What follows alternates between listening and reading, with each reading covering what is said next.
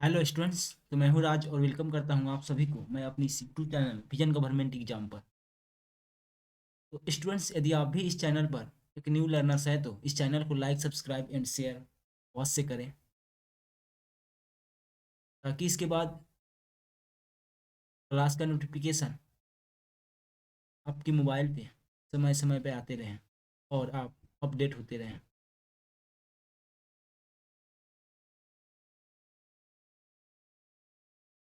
तो स्टूडेंट, जैसा कि ये आप लोग देख रहे हैं, ये हमारे विजन गवर्नमेंट एग्जाम का ऑफिशियल यूट्यूब चैनल है, तो इसको आप लोग सब्सक्राइब कर लीजिए। चलिए आज के हम अपने इस सेशन को शुरुआत करते हैं। जैसा कि ये देख रहे हैं, एक क्लास 12 का हिस्ट्री है, और क्लास 12 में जो आपका हिस्ट्री दिया गया है वो पार्ट 3 में कर दिया गया है। यानी पार्ट 1 में एंशियंट हिस्ट्री, पार्ट 2 में मॉडर्न हिस्ट्री, पार्ट 2 में मिडाइवल हिस्ट्री, देन पार्ट 3 में मॉडर्न हिस्ट्री। तो जिसमें हम पार्ट 1 को कवर कर रहे हैं और ये चैप्टर 2 है। पार्ट 1 को कवर कर रहे हैं और ये चैप्टर 2 है, जिसका नाम है राजा किसान और नगर। चैप्टर का नाम है राजा किसान और नगर। और बेसिकली जो ये आज का क्लास है, ये पार्ट 2 है। इस चैप्टर का ये पार्ट 2 है, क्योंकि पार्ट 1 में हम लोग इस चैप्टर का आधा हम लोग पढ़ चुके थे। तो आज हम लोग इसके सब पॉइंट, इस चैप्टर का सब पॉइंट 5 3 से कवर करेंगे। यदि आप इसके पहले वाले वीडियो को नहीं देखे हैं तो जाइए हमारे विजन गवर्नमेंट एग्जाम के यूट्यूब चैनल पर, और वहाँ आपको प्ले लिस्ट के माध्यम से वो सारे वहाँ पे वीडियो मिल जाएंगे। और वहीं नहीं, उसके अतिरिक्त और सारे वीडियो मिल जाएंगे। और यदि आप इंटरमीडिएट या 10th क्लास के स्टूडेंट हैं तो आपके लिए और भी खुशखबरी है, क्योंकि हमारे यूट्यूब चैनल पर 10th और 11th के 12th के स्टूडेंट्स के लिए जो आने वाले 2023 के जो ये परीक्षा है, उसके लिए मोस्ट वीवीआई ऑब्जेक्टिव क्वेश्चन को तैयार कर कर रखा गया है। तो जाइए और उस एमसीक्यू क्वेश्चन को लगाइए। चलिए आज के हम लोग इस सेशन को स्टार्ट करते हैं।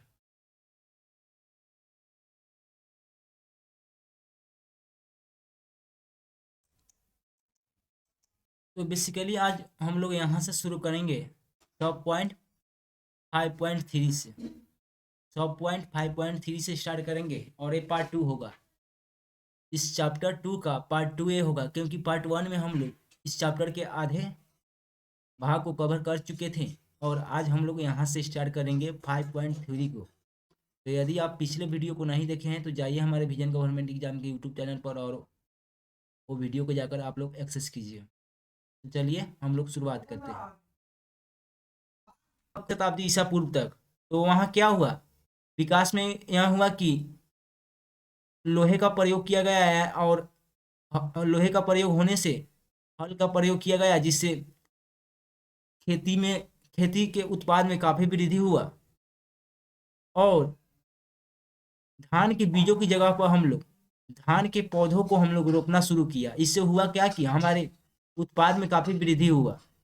तो पिछले क्लास में हम लोग यही देखे थे। तो यही दे रहा है कि यद्यपि खेती की इन नई तकनीकों से उपज तो बढ़ी, लेकिन इसके लाभ समान नहीं थे। यानी सब लोगों के पास इसके लाभ समान नहीं मिले।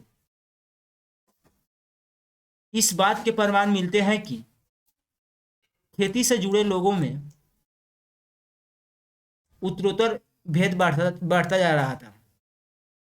कहानियों में, विशेषकर बौद्ध कथाओं में, भूमिहीन खेतिहर श्रमिकों, छोटे किसानों और बड़े जमींदारों का उल्लेख मिलता है। पाली भाषा में गौहपति का प्रयोग छोटे किसानों और जमींदारों के लिए किया जाता था। तो पाली भाषा में छोटे किसानों के लिए कौन सा भाषा का प्रयोग किया जाता था?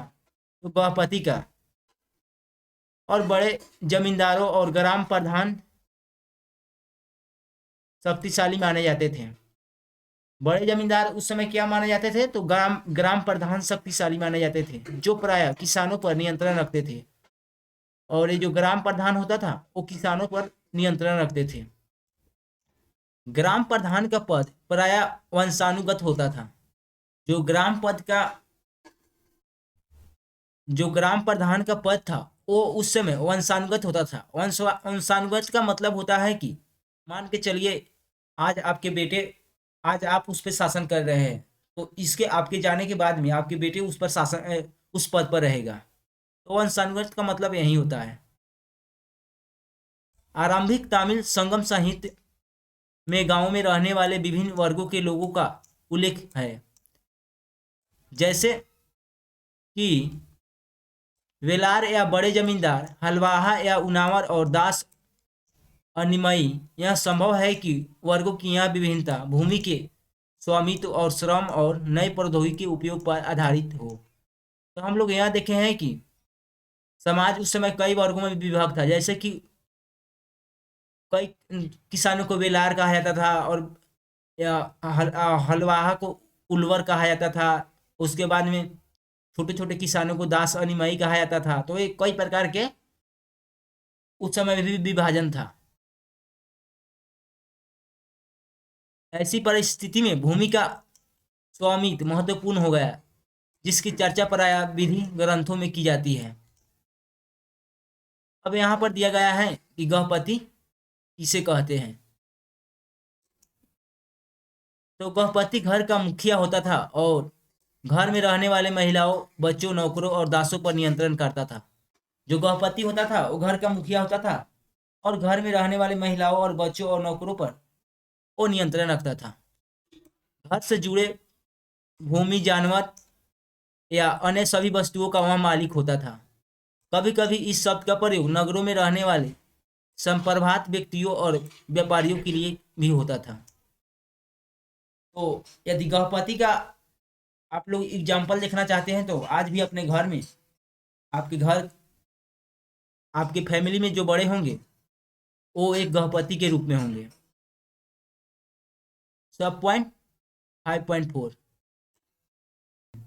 भूमिदान और नए संभ्रात ग्रामीण।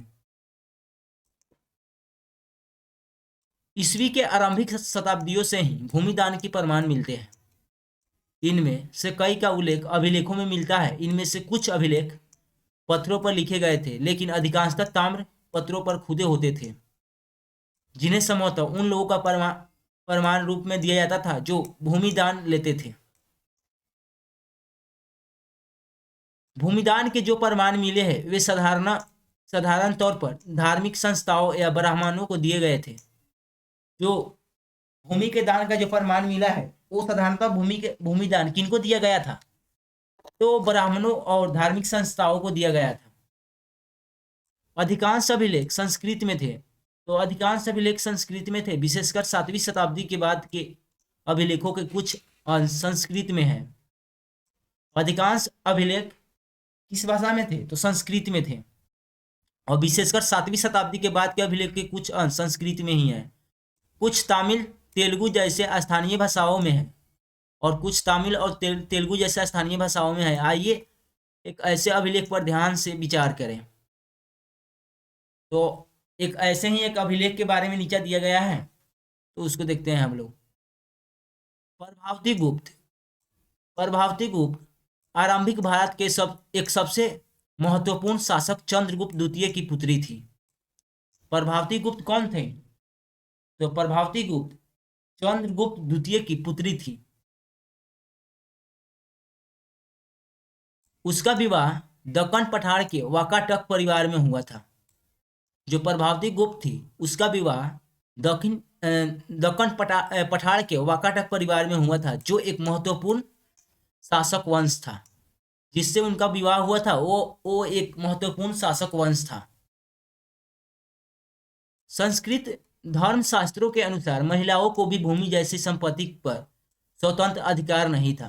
तो उस समय भी महिलाओं को भूमि पर स्वतंत्र अधिकार नहीं था। लेकिन एक अभिलेख से पता चलता है कि प्रभावती भूमि की स्वामी थी। लेकिन यहाँ पे एक अभिलेख दिया गया है, उससे पता चलता है कि प्रभावती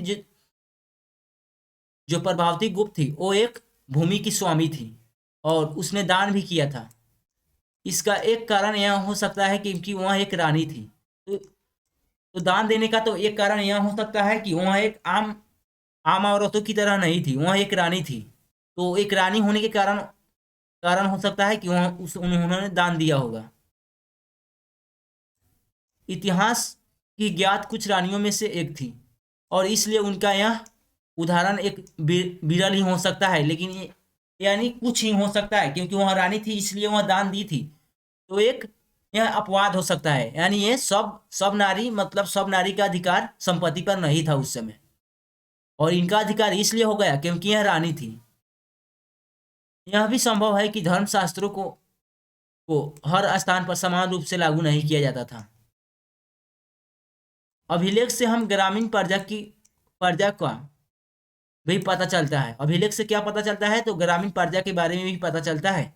इनमें ब्राह्मण, किसान तथा अन्य प्रकार के वर्ग शामिल थे, जो शासकों या अनेक प्रतिनिधियों को कई प्रकार की वस्तुएं प्रदान करते थे। अभिलेख के अनुसार इन लोगों को गांव के नए प्रधान की आज्ञाओं का पालन करना पड़ता था और संभवतः अपने भुगतान उससे ही देने पड़ते थे। इस प्रकार भूमिदान अभिलेख देश के कई हिस्सों में प्राप्त हुए। तो इस प्रकार भूमिदान और अभिलेख देश के कई हिस्सों से प्राप्त हुए। क्षेत्रों में दान में दी गई भूमि की माप में अंतर है।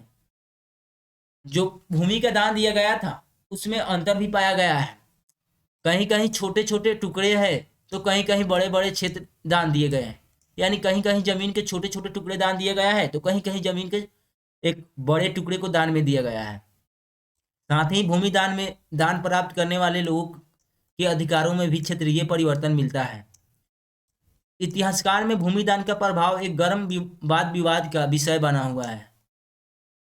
इतिहासकारों में भूमिदान का प्रभाव एक गर्म वाद विवाद का विषय बना हुआ है। कुछ इतिहासकारों का मानना है कि भूमिदान शासक वंश द्वारा कृषि को नए क्षेत्रों में प्रोत्साहित करने की एक रणनीति थी। तो कुछ इतिहासकारों का यह मानना था कि जो जो राजा देते थे या आम आदमी देते थे, तो देने का एक कारण तो यह था कि कृषि के नए क्षेत्रों में प्रोत्साहित करने की एक यह रणनीति थी। जबकि कुछ इतिहासकार का कहना है कि भूमिदान से दुर्बल होते राजनीतिक प्रभुत्व को संकेत मिलता है, अर्थात राजा का शासन सामंतों पर दुर्बल होने लगा। क्या होता था कि जब एक राजा होता था और उनके सामने ही एक सामंत होता था। हालांकि राजा से कम पावर सामंत के पास होता था, लेकिन कभी कभी क्या होता था कि जब सामंत अधिक बाहुबली हो जाता था तब वह राजा पर कब्जा कर लेता था और उसके जगह राजा के जगह पर सामंत राजा बन जाता था। तो जब यह सामंत अधिक बलवान हो जाता था, अधिक उसके पास पैसे और धन दौलत हो जाता था, तब वह राजा के अधिकार को समाप्त कर देता था और राजा के जगह पर वह ले लेता था। तो उन्होंने भूमिदान के माध्यम से अपने समर्थक जुटाने का प्रारंभ कर दिए। उनका यह भी मानना है कि राजा स्वयं को उत्कृष्ट स्तर के मानव के रूप में प्रदर्शित करना चाहते थे। उनका नियंत्रण ढीला होता जा रहा था, इसलिए अपनी शक्ति का आडंबर प्रस्तुत करना चाहते थे। अब यहां पर एक दिया गया है कि जो प्रभावती गुप्त ने जमीन दान में दी थी ब्राह्मणों को या अन्य को, तो उसी के बारे में दिया गया है कि उन्होंने क्या कहा था। यानी प्रभावती गुप्त में अभिलेख में क्या कहा गया है तो वहीं दिया गया है। तो चलिए इसको थोड़ा हम लोग पढ़ते हैं। प्रभावती गुप्त ने अपने अभिलेख में यह कहा है कि प्रभावती ग्राम कुटुंबिनों का यहाँ मतलब दिया गया है कि गांव के गृहस्थ और कृषक। ब्राह्मणों दंगुन गांव के अन्य वासियों का आदेश देती है। तो प्रभावती किनको आदेश देती है? प्रभावती गुप्त तो ग्राम के कुटुंबिनों को, ब्राह्मणों को और दुगुन और गांव के अन्य वासियों को आदेश देती है। आपको ज्ञात हो कि कार्तिक शुक्ल पक्ष की द्विदशी तिथि को धार्मिक पुण्य प्राप्ति के लिए इस ग्राम को जल अर्पण के साथ आचार्य चनाल स्वामी को दान किया गया है। आपको इनके सभी आदेशों का पालन करना चाहिए। तो यही दे रहा है कि उन्होंने जो भूमि दान में दिए थे उन्हीं के बारे में इस अभिलेख में जिक्र है।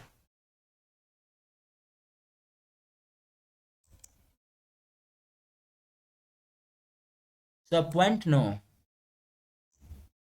सब पॉइंट 6, नगर एवं व्यापार।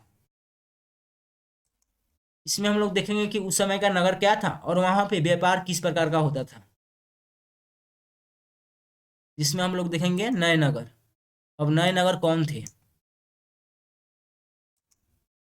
आइए उन नगरों की बात करें जिनका विकास लगभग 6ठी शताब्दी ईसा पूर्व में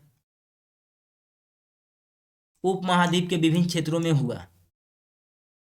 जैसा कि हमने पढ़ा है कि इनमें से अधिकांश नगर महाजनपदों की राजधानियां थे। प्रायः सभी नगर संचार के मार्गों के किनारे बसे थे।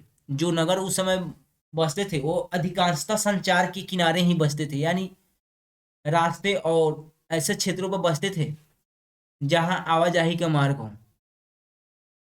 पाटलिपुत्र जैसे कुछ नगर नदी मार्ग के किनारे बसे थे। जो पाटलिपुत्र जैसे कुछ महत्वपूर्ण नगर थे वह नदी मार्ग के किनारे बसे थे, क्योंकि नदी मार्ग काफी महत्वपूर्ण होता था उस समय, क्योंकि उस समय अधिकतम मार्ग का प्रयोग नदी मार्ग का ही प्रयोग किया जाता था। उज्जैनी जैसे अन्य नगर भूतल मार्गों के किनारे थे। इसके अलावा पुहार जैसे नगर समुद्र तट पर थे जहां से समुद्री मार्ग प्रारंभ हुए। मथुरा जैसे अनेक शहर व्यवसायिक, सांस्कृतिक और राजनीतिक गतिविधियों का केंद्र रहा। और मथुरा जैसे अनेक ऐसे शहर हैं जो व्यवसायिक, सांस्कृतिक और राजनीतिक गतिविधियों का केंद्र रहा।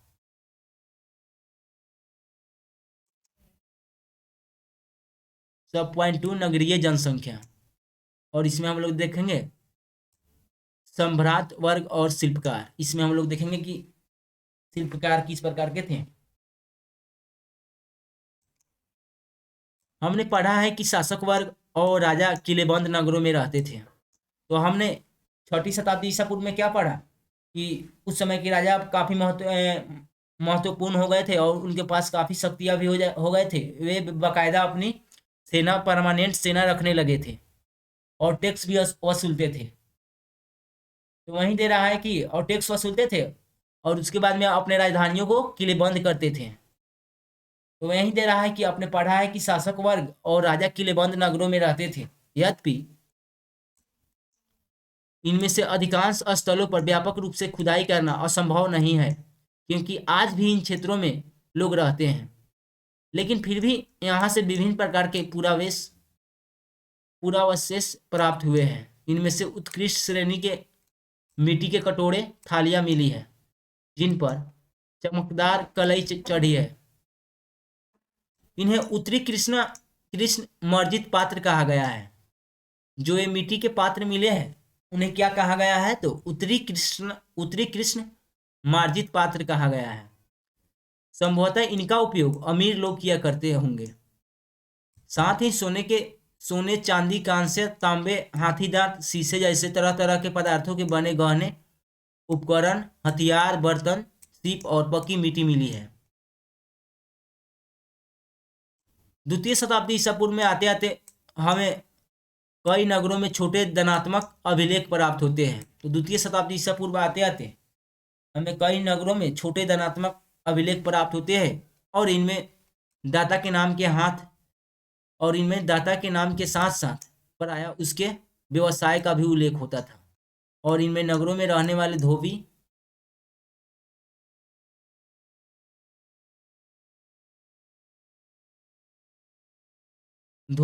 बुनकर, लिपिक, बढ़ई, कुम्हार, स्वर्णकार, लौहरकार, अधिकारी इत्यादि के विवरण मिले हैं। जैसे कि यहाँ आप लोग मैप में देख रहे हैं कुछ महत्वपूर्ण राज्य और नगर दिया गया है।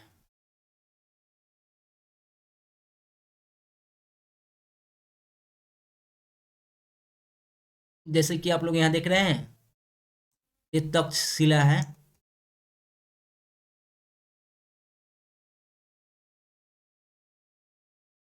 ये मथुरा रहा, जहाँ ये मथुरा जो सांस्कृतिक दृष्टि से काफी महत्वपूर्ण था।